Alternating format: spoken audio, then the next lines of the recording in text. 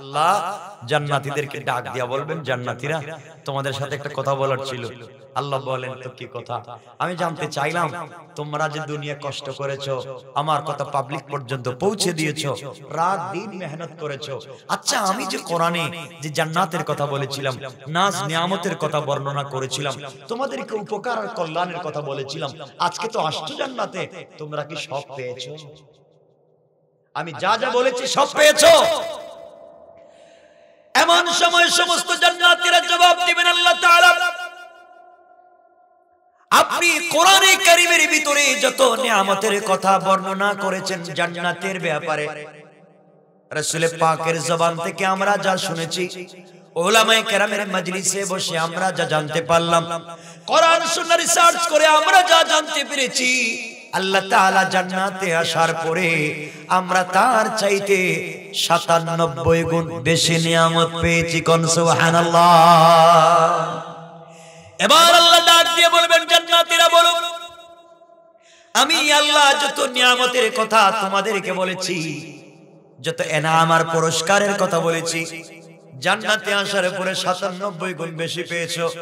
এবার বলো তো দেখি তোমাদের মন কি চায় আমি আল্লাহ আরো কিছু দেই?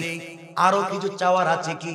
আর ২-৪টা বিল্ডিং চাও কিনা, নহর চাও কিনা, বাড়ি চাও কিনা, গাড়ি চাও কিনা, জান্নাতে আর কি চাও বলো তো? এমন সময় সমস্ত জান্নাতীরা চিন্তা করবে, আল্লাহ যত নিয়ামতের কথা বলেছেন তার চাইতে ৯৭ গুণ বেশি পেয়েছি, আর কিছু চাওয়ার আছে? কথা বলেন, আর কি চাইবো? যা চাইলাম তার চাইতে ৯৭ গুণ বেশি পাইলাম। আয় আল্লাহ তাআলা আর কিছু চাই না, আর কিছু লাগবে না। আল্লাহ বলবেন, ভালো করে বুঝো, ভালো করে চিন্তা করো, আর কিছু লাগবে কিনা। জান্নাতীরা একত্রিত হবেন, সাধারণ জান্নাতীরা একত্রিত হয়ে চিন্তা করবেন কি জবাব দেওয়া যায়, বুঝতে পারতেছি না কি বলবো আল্লাহকে। এমন সময় সমস্ত জান্নাতীরা একত্রিত হয় সাধারণ মোল্লা মৌলবীদের কাছে যাবেন, আলেম উলামাদের কাছে যাবেন, যাদেরকে আপনারা দেখতে পারেন না। এই আলেম উলামাদের কাছে গিয়ে বলবেন, হুজুর আপনারাই বলেন, আপনাদের ওয়াজ শুনে, আপনাদের নসিহত শুনে, আপনাদের কথাবার্তা শুনে আমল করে করে জান্নাত পর্যন্ত চলে এসেছি। জান্নাতের ভিতরে এসে জান্নাতের নিয়ামতগুলো পেয়েছি, আল্লাহ যা বর্ণনা করেছে তার চাইতে ৯৭ গুণ বেশি পেয়েছি। এবার আল্লাহ বলেছেন, আর কিছু চাবো কিনা, আর কিছু চাওয়ার বাকি আছে কিনা? আমরা তো জানি না, আমরা সাধারণ মানুষ, আমরা যা পেয়েছি তাতেই আমরা খুশি। ৯৭ গুণ বেশি পেয়েছি, তাতেই আমরা খুশি রয়েছি। আর কি চাইবো? আর তো চাওয়ার নাই। আপনারাই বলেন, আর কিছু আছে কি? আপনারাই আল্লাহর প্রশ্নের জবাব দিন। ওই কথা থেকে বুঝতে পারলাম আমরা সবাই উলামায়ে কেরামের নেতৃত্ব দুনিয়ার জমিনে যেইভাবে চলবে আর থাকবে, জান্নাতের ভিতরে উলামায়ে কেরামের নেতৃত্ব ছাড়া কেউ আল্লাহর সঙ্গে কথা বলতে পারবে না। কোন ঠিক কিনা? সমস্ত জান্নাতীরা উলামায়ে কেরামের কাছে যাবেন। উলামায়ে কেরাম আল্লাহকে ডাক দিয়ে বলবেন, আল্লাহ তাআলা দুনিয়ার জমিন থেকে বিদায় নিয়ে জান্নাত পর্যন্ত এসেছি, জান্নাতের নিয়ামত পেয়েছি, জান্নাতের আঙ্গুর আপেল পেয়েছি, জান্নাতের হৌর গিলমান পেয়েছি, জান্নাতের বিল্ডিং বালাখানা পেয়েছি, জান্নাতের আনন্দ পেয়েছি। আয় আল্লাহ তাআলা এগুলার জন্য দুনিয়ার জমিনে ইবাদত করি নাই। উলামায়ে কেরাম আল্লাহকে বলবেন, আল্লাহ তাআলা এগুলা পাওয়ার জন্য দুনিয়া ইবাদত করি নাই, জান্নাতের নাজ নিয়ামত পাওয়ার জন্য, জান্নাতের আঙ্গুর আপেল পাওয়ার জন্য, জান্নাতের সুন্দরী নারী পাওয়ার জন্য দুনিয়ার জমিনে ইবাদত করি নাই। আয় আল্লাহ তাআলা দুনিয়ার জমিনে যথেষ্ট আঙ্গুর আপেল ছিল, দুনিয়ার জমিনে যথেষ্ট সুন্দরী নারী ছিল, দুনিয়ার জমিনে যথেষ্ট বিল্ডিং বালাখানা ছিল, দুনিয়ার জমিনে যথেষ্ট আনন্দ উল্লাসের জায়গা ছিল। আয় আল্লাহ তাআলা দুনিয়ার সকল আনন্দকে লাথি মেরে ফেলে দিয়েছি, কোনদিন নারীর দিকে তাকাই নাই, দুনিয়ার লোভ আমাদেরকে পায় নাই, জান্নাতের নিয়ামত পাওয়ার জন্য না। আয় আল্লাহ তাআলা দুনিয়ার সকল নিয়ামত, দুনিয়ার আঙ্গুর আপেল, দুনিয়ার সুন্দরী নারী কিছুর পিছনে দৌড়াই নাই। গভীর রজনীতে ঠান্ডা পানি দিয়ে ওযু করে মুসল্লায় দাঁড়িয়ে তুমি রবকে না দেখে, তোমাকে বিশ্বাস করে তোমার কদমে সিজদা করেছি আর কান্না করে বলেছি, আল্লাহ তাআলা যেই রবকে চোখ দিয়ে দেখতে পারলাম না, জান্নাতে গেলে যেন সেই রবের দিদার পাই। আয় আল্লাহ তাআলা, জান্নাতের আঙ্গুর পাইলাম, আপেল পাইলাম, হুর গিলমান পাইলাম, সুন্দরী নারী পাইলাম, সব পেয়েছি, এখন পর্যন্ত তোমার দিদার লাভ করতে পারলাম না। আয় আল্লাহ তাআলা, ওই জান্নাতের প্রয়োজন নাই, ওই জান্নাতের নিয়ামতের প্রয়োজন নাই যেখানে আসলে রবকে পাওয়া যায় না, যে রবকে না দেখে সিজদা করেছি, যেই রবকে না দেখে গভীর রাত্র পর্যন্ত তাকে পাওয়ার জন্য কান্না করেছি। আয় আল্লাহ তাআলা, আঙ্গুরের দরকার নাই, আপেলের দরকার নাই, হুর গিলমানের দরকার নাই, আমাদেরকে তুমি জান্নাত না দিয়া জাহান্নামের এমন জায়গায় তুমি ফেলে দাও যেখানে পড়ে গেলে দুইটা নয়ন ভরে আমরা আমাদের আল্লাহকে দেখতে পারি। কোন সুবহানাল্লাহ। আব্দুল কাদের জিলানী বলতেন, जन्नत जहन्नम से या रब किया करो, आरज़ू है कि मैं तुझे देखा करो। आय अल्लाह ताआला, জান্নাত দিয়ে কি করব, নাজার নিয়ামত দিয়ে কি করব, দিলের তামান্না একটাই, আপনার সঙ্গে দেখা করা। ওই সময় উলামায়ে কেরাম বলবেন আল্লাহ তাআলা 97 গুণ বেশি দিয়েছেন, ওগুলা পাওয়ার জন্য গভীর রাতে সিজদায় পড়ে চোখের পানি ছেড়ে দেই নাই।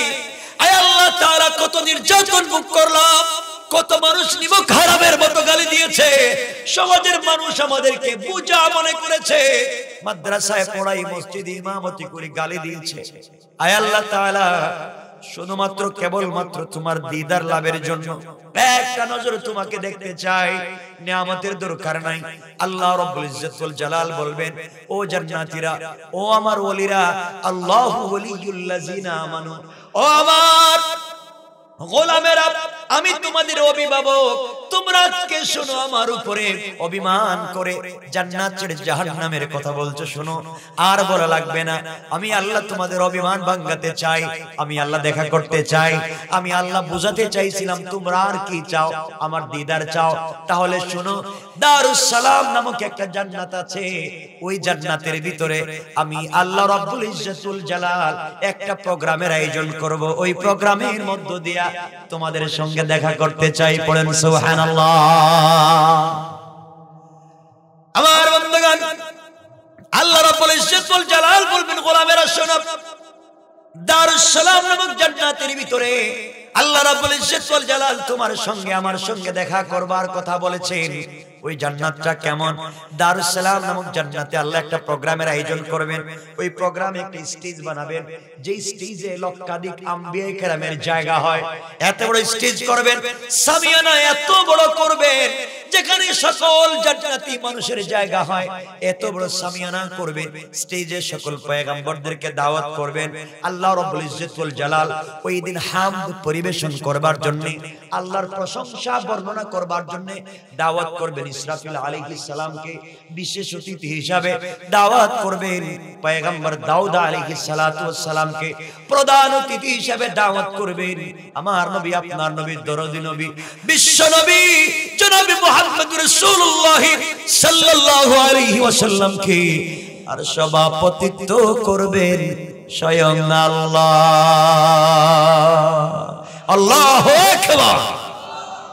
সভাপতিকে, প্রধান অতিথিকে বিশ্ব নবী সাল্লাল্লাহু আলাইহি ওয়াসাল্লাম, যে রাসূল পাককে দেখিনি, তিনি প্রধান অতিথি থাকবেন, আল্লাহ নিজে সভাপতি থাকবেন। আচ্ছা বলেন তো প্রোগ্রামটা কেমন হবে? চিন্তা করতে পারতেছেন? না না না না, চলো চলো, হুজুরের কষ্ট হচ্ছে, আমি দেখতেছি, আর লম্বা করবো না, এখানে রেখে দেন। কষ্ট হচ্ছে আপনাদের? আরে না বলেন কেন, বলেন, রাত্র বেশি হয়ে যাচ্ছে, তাওয়ারও কান্ডা হয়ে যাচ্ছে। আমরা 2-3 মিনিটের ভিতরে শেষ করে দিব, যে জায়গায় রাখবো থাকবে। আমরা 8টা আলোচনা করতে চাইছিলাম, 2 নম্বরটা আলোচনা করতেছি। আমার বন্ধুগণ, এক পর্যায়ে এই দারুস সালামে আল্লাহ সকল পয়গম্বরদেরকে বসার জন্য চেয়ার দিবেন, স্টেজে বসবেন, প্রধান অতিথির চেয়ার থাকবে সভাপতির চেয়ারের কাছাকাছি, জান্নাতীদেরকে বসার জন্য এক একটা চেয়ার দিবেন, কাঠের কোনো চেয়ার না, প্লাস্টিকের চেয়ার না, বেতের কোনো চেয়ার না, এক একটা চেয়ার হবে হীরা জবরদস্ত ইয়াকুত মণি মুক্তা পাথর দিয়ে তৈরি করা, এক একটা চেয়ার জমিন থেকে আসমান পর্যন্ত উঁচা। আল্লাহু আকবার। আল্লাহ রাব্বুল ইজ্জত ওয়াল জালাল ওই চেয়ারের ভিতরে বলবেন সকল জান্নাতীদেরকে বসার জন্য। আর এমন সময় আল্লাহ ফেরেশতাদেরকে বলবেন যাও যাও জান্নাতুল ফিরদাউস থেকে মিশকে আম্বর নিয়ে আসো। মিশকে আম্বরের ডাল স্তূপ এনে প্রোগ্রামের ভিতরে তার ভেঙে ফেলে দিবে। পুরা প্রোগ্রামটা জান্নাতি মিশকে আম্বরের গ্রানে মুখরিত হয়ে যাবে। আল্লাহ রাব্বুল ইজ্জত ওয়াল জালাল লাল গালিচা সংবর্ধনা দিবেন, ডিজাইন করবেন, সুন্দর করে সাজাবেন, ডিজাইন করে সকল জান্নাতীরা বসা থাকবে। এমন সময় জান্নাতীরা বসা, সকল অতিথিরা বসা, কিন্তু সভাপতি নাই, সভাপতি নাই। জান্নাতীরা সভাপতিকে দেখতে চায়। আল্লাহ বলছেন দুনিয়ার চর্মচক্ষু দিয়ে আমাকে দেখতে পারলে না গোলাম, আমার পদে চল, জান্নাতে আমাকে দেখবার ব্যবস্থা করে দিচ্ছি। এমন সময় আল্লাহ রাব্বুল ইজ্জত ওয়াল জালাল জান্নাতের সকল পর্দা সরাইয়া তার জান্নাতি বান্দারা থাকবে চেয়ারে বসা, আর আল্লাহ দাঁড়ায়া দাঁড়ায়া তার গোলামদেরকে সালাম দিবেন। পড়েন সুবহানাল্লাহ। দারুস সালামে আল্লাহ সালাম দিবেন। কোরআনে কারিমে কোট করে বলেছেন তাহিয়াতুহুম ইয়াওমা ইয়ালকাউনাহু সালাম। আল্লাহ রাব্বুল ইজ্জত ওয়াল জালাল বলেছেন গোলাম রে, জান্নাতে যখন তোমাদের সঙ্গে আমি আল্লাহ দেখা হবে, ওই সময়ে আমি মনিব হয়ে আমি আমার জান্নাতি বান্দাদেরকে সালাম দিব। পড়েন সুবহানাল্লাহ। আল্লাহ সালাম দিয়া সভাপতির আসনে বসা, বিশ্বনবী প্রধান অতিথির আসনে বসা, সকল নবীরা বসা, আমরা যারা জান্নাতে যাইতে পারবো সামনে বসা। আচ্ছা বলেন তো কেমন লাগতেছে? চিন্তা করেন না, কল্পনা। আল্লাহ যে বলছেন মালা আইনুন রাত ওয়ালা উযুনুন সামিআত, কল্পনাই তো করতে পারবেন না জান্নাতের অবস্থাটা কি হবে। আল্লাহু আকবার বলেন না। আল্লাহ বসে জিজ্ঞাসা করবেন আপনারা সবাই ভালো আছেন? এরপরে বলবেন হুর গেলমান কোথায় গেলে, খাদেম খুদ্দাম কোথায় কোথায়? আমি আমার জান্নাতে গোলামদের সঙ্গে ওয়াদা দিয়েছিলাম, ওরা জান্নাতে আসলে গোটা জিন্দেগি তো কষ্ট করছে, আমি একটু মেহমানদারি করাতে চাই, নাস্তার ব্যবস্থা করতে চাই, নাস্তা শেষ করে প্রোগ্রাম শুরু করতে চাই। কেউ কে আছো? হুর গেলমান কোথায়? আমার বান্দাদেরকে নাস্তার ব্যবস্থা করে দাও। বলতে দেরি হবে, এক একজন জান্নাতের সামনে ৮০,০০০ খাদেমা, ৮০,০০০ কর্মচারী, তাদের দুই হাতে ১,৬০,০০০ নাস্তার প্লেট নিয়ে এক একজন জান্নাতের সামনে হাজির হয়ে যাবে। কয় হাজার প্লেট? ১,০০,০০০। কয়জনের সামনে? কয়টা খাইবেন? কথা কন না, কয়টা খাইবেন? আমার মতো যারা অত তো খাইতে পারবেন।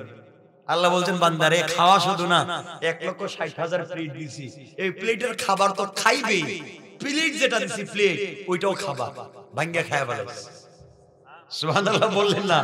যে টেবিলে খাবার দিয়েছি ওটাও খাবার। আল্লাহু আকবার। জান্নাতীরা দেখবে এত খাবার, চিন্তা করবে তাইলে এক কাজ করি, প্রোগ্রামে দেখছেন না আমরা যখন বিভিন্ন মিটিং এ যাই তখন কুরমা দেয়, পোলাও দেয় বা বিরিয়ানি দেয়, আমরা প্যাকেটে করে বাসায় নিয়ে যাই বাচ্চাদের জন্য, যে আমি একা খাচ্ছি, আমার বাসায় বউ আছে ওরা খাবে, নিয়ে যান না? তো জান্নাতীরা চিন্তা করবে যা এত খাবার, ১,৬০,০০০ খাওয়া কি আর যায়? কিছু বাড়িতে নিয়ে যাই, যদি আমার মেয়ে আসে, মেয়ের জামাই আসে, ওদেরকে কিছু নাস্তা দিতে তো হবে, ওখান থেকে কিছু নিয়ে যাই, নিয়ে একটু ফ্রিজে রাখবো। কি বলেন, ঠিক না? কই ঠিক, মানে ফ্রিজ পাইবেন কই? আল্লাহ ডাক দিয়া বলবেন ও গোলাম, এত কোটি কোটি মানুষ একজনকে ১,৬০,০০০ নাস্তার প্লেট দিতে পেরেছি, তোমার যদি ছেলে আসে, তোমার যদি মেয়ে আসে, তোমার যদি নাতি নাতনি আসে, তাদের প্রত্যেকের জন্য এমন ১,৬০,০০০ প্লেট আমি আল্লাহ রিজার্ভ রেখে দিয়েছি। সুবহানাল্লাহ বলেন। যা খাইতে পারে এমন খাওয়া শুরু, কাঁটা চামচ দিয়া এইভাবে খাইবে, মুখের কাছাকাছি আনছেন। আল্লাহ বলবেন কই ইসরাফিল আসছেনি আজকে? ইসরাফিল কই, দাঁড়াও, আমার একটু হামদ পরিবেশন করে শোনাও। এতদিন তো আপনারা অনেকের কণ্ঠে হামদ শুনেছেন, নাচ শুনেছেন, একটু আমার আজকে হামদ আমার সামনে বলো। ইসরাফিল, ইসরাফিলকে দাওয়াত দিলেন হানাফি মাযহাবের বড় ইমাম আল্লামা ইমাম আবু বকর জাসসাস আহকামুল কোরআন মিল জাসসাসে দারুস সালামের বর্ণনা দিতে গিয়ে তিনি বলেন ইসরাফিলকে দাওয়াত করার কারণ হচ্ছে সকল ফেরেশতাদের মধ্যে ইসরাফিলের কণ্ঠস্বর ছিল সুন্দর। সুবহানাল্লাহ বললেন না? এজন্য ইসরাফিলকে বলছেন হামদ পরিবেশন করো। ইসরাফিল তো দাঁড়াইছেন, আল্লাহর হামদ পরিবেশন শুরু করবেন, করে যাচ্ছেন, আর আমরা কি খাচ্ছি? নাস্তা। বলেন না, নাস্তাটা একটু মুখের কাছে আনছি, এখন মুখে দেই নাই। ইসরাফিল যখন টান দিছে, পাবলিক নাস্তার প্লেট থুইয়া কয় তাকায়া দেখি কি কয়। সুবহানাল্লাহ বললেন না? আমার বন্ধুগণ, ইসরাফিল তো সুন্দর চমৎকার কণ্ঠে আল্লাহর হাম পরিবেশন শুরু করবে। জান্নাতীরা নাস্তার প্লেট রেখে দিয়ে আল্লাহকে বলবে, আল্লাহ তাআলা, দুনিয়ায় কত মানুষের কণ্ঠে হাম শুনেছি, এত মধুর কণ্ঠ শুনতে পারি নাই, বুঝতে পারি নাই। আল্লাহ তাআলা, জান্নাতের এত নিয়ামত, এত নাস্তার প্লেটের দরকার নাই, সব থাকুক। ইসরাফিল যেন হাম পরিবেশন করতে থাকে। শত শত বছর যদি চলে যায়, আমাদের বিশ্বাস আমাদের পেটে কোনো খিদা লাগবে না। সুবহানাল্লাহ বলেন। আমার আল্লাহ বলবেন, জান্নাতীরা, এর চাইতে মধুর কণ্ঠে তোমরা কি কোন তেলাওয়াত শুনতে চাও? এর চাইতে মধুর কণ্ঠ আমি আল্লাহর কাছে আছে। জান্নাতীরা বলবে, আল্লাহ তাআলা, এই কণ্ঠই তো কলিজায় মানে না, জিন্দেগিতে শুনি নাই। আপনি বলতেছেন তার চাইতে মধুর কণ্ঠ আছে, আপনি যদি বলেন আমরা শুনতে পারি। আল্লাহ বলবেন, আজকের বিশেষ অতিথি দাউদ পয়গম্বর দাঁড়িয়ে যান আর আমার কোরআন থেকে সূরা তাহা তেলাওয়াত করেন। আল্লাহর পয়গম্বর দাউদ আলাইহিস সালাম দাঁড়িয়ে যাবেন, কোরআন থেকে সূরা তাহা তেলাওয়াত শুরু করবেন। এমন সময় সকল জান্নাতীরা তাকায়া দেখবে, দাউদ নবীর একটা কণ্ঠ থেকে 70 প্রকারের বাঁশির আওয়াজের মতো মধুর আওয়াজ শোনা যায়। জান্নাতীরা বলবে, আল্লাহ তাআলা, এই আওয়াজ তো জিন্দেগিতে শুনি নাই, এমন মধুর কণ্ঠে তেলাওয়াত কোনোদিন শুনি নাই। আয় আল্লাহ তাআলা, তেলাওয়াত চলতে থাকুক, আপনি থামাইয়া দিয়েন না, এই তেলাওয়াত চলুক, বন্ধ করবেন না। আল্লাহ বলবেন, জান্নাতীরা রে, এর চাইতে মধুর কণ্ঠে কোন তেলাওয়াত শুনতে চাও কি? জান্নাতীরা বলবে, আল্লাহ তাআলা, এর চাইতে মধুর কণ্ঠ আছে কি আমরা জানি না, বুঝতেও তো পারি না। দাউদ পয়গম্বর যে তেলাওয়াত করলেন, তাই তো কলিজা ফেটে যায়, 70 প্রকারের মধুর আওয়াজ। আয় আল্লাহ তাআলা, এর চাইতে মধুর কণ্ঠ আছে কি আমরা জানি না। আল্লাহ রাব্বুল ইজ্জত ওয়াল জালাল বললেন, ও জান্নাতীরা, আমার কোরআনের জন্য ইসরাফিল কষ্ট করে নাই, আমার কোরআনের জন্য দাউদ পয়গম্বর কষ্ট করেন নাই, আমার কোরআনের জন্য দুনিয়ার আর কেউ কষ্ট করে নাই। আমার কোরআনের জন্য যে রাসূল কষ্ট করেছেন, দামদান শহীদ করেছেন, মাথায় লোহার কড়া প্রবিষ্ট করেছেন, জিন্দেগি খতম করে কোরআনের জন্য কষ্ট করেছেন, যে বিশ্ব নবী কোরআনের রাজ কায়েমের জন্য আন্দোলন করলেন, সবাইকে শহীদ করালেন, দুনিয়ার জমিন থেকে বিদায় নিয়ে এসেছেন। আজকের প্রধান অতিথি বিশ্ব নবী এই মুহূর্তে তোমাদের সামনে দাঁড়াইয়া আমার কোরআন থেকে সূরা ইয়াসিন তেলাওয়াত করে তোমাদেরকে শোনাবেন। পড়েন সুবহানাল্লাহ। তেলাওয়াত করবেন বিশ্ব নবী।